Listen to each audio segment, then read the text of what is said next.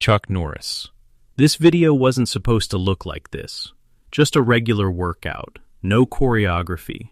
But one punch and the man in front of him goes down. Calm, precise, no wasted movement. A few days later, Chuck Norris posted this video. The caption read, "I'm not getting older, I'm getting better."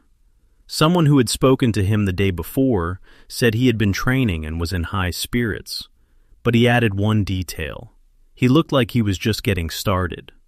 Chuck Norris was born Carlos Ray Norris in Ryan, Oklahoma, and nothing in his early life foreshadowed that he would become one of the most recognizable fighters in the world.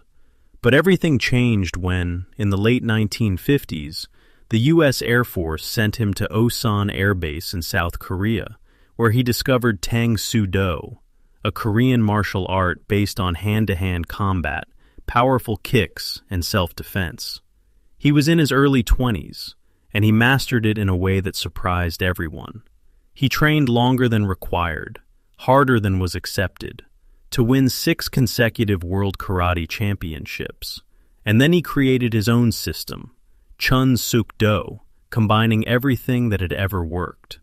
The martial arts world already knew who he was, but the rest of the world learned in 1972, when he appeared alongside Bruce Lee in Way of the Dragon. After that, there were decades of action movies, the TV series Walker, Texas Ranger, and then A Second Life. The internet turned him into a symbol of the unstoppable. Jokes spread faster than his films, but those who saw him in person said the same thing. It's not really a joke, because at 86, he's still training, still going to the gym.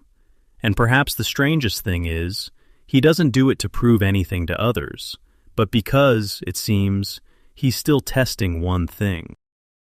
He didn't make any grand statements. He just kept moving. A few days before his 81st birthday, Sylvester Stallone posted a short video from the gym. Heavy dumbbells, slow reps, a focused gaze. The caption was simple. Age is just a number. Work is a choice. Someone who saw him the day before said, he trained as if he had his whole life ahead of him. No complaints, no allowances for age. He was born Michael Sylvester Gardenzio Stallone in New York. A difficult childhood, speech problems, rejections at auditions. No one expected him to become a symbol of strength, but he chose differently. He wrote scripts when no one believed. He acted when they said, it won't work. He created Rocky, a story that became more than a film. It was a manifesto of perseverance. Then came Rambo, First Blood, and the image of a man who does not break, even when everything is against him. Decades later, he has not become a legend of the past.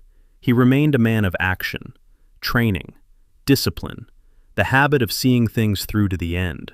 People love to talk about age. He just kept doing it, because it was never about numbers. It was always about choices, and he made them every day. Mas Oyama. They say he killed a bull with one punch, and it sounds like nonsense until you see him train. No music, no spectators, fists on stone, over and over, skin breaking, blood flowing. He doesn't stop. Someone once asked him, "Why are you doing this?" He answered calmly, "So that my hand will have no doubts." Mas Oyama was born in Korea in 1923 under the name Choi Young-ui, moved to Japan as a teenager. No status, no support, only one thing, obsession. He didn't train like an athlete. He trained as if he were trying to prove something, to himself. People who saw him train said something strange. It didn't look like development. It looked like destruction.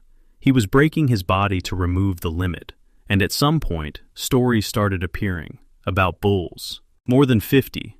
3 killed with a blow. The rest, their horns torn out. It sounds like a legend, and maybe it is. Some students later said that part of it was staged, that the horns were prepared in advance, that it was all a show. But there's one problem. The people who stood next to him in the gym didn't argue with the legend, because they saw something else, how he hit, how he moved, and how he looked, without a doubt.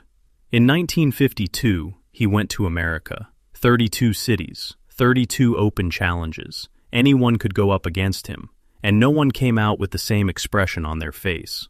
He created Kyokushin, one of the toughest karate styles, where they don't play, where they test. But the strangest thing is, this whole story isn't about the bulls, or the blows, but about what was going on inside. Because if you take away the legends, one thing remains. He trained as if he was trying to convince himself that he was invulnerable. And the question isn't whether he really broke horns, but at what point did he start believing it himself?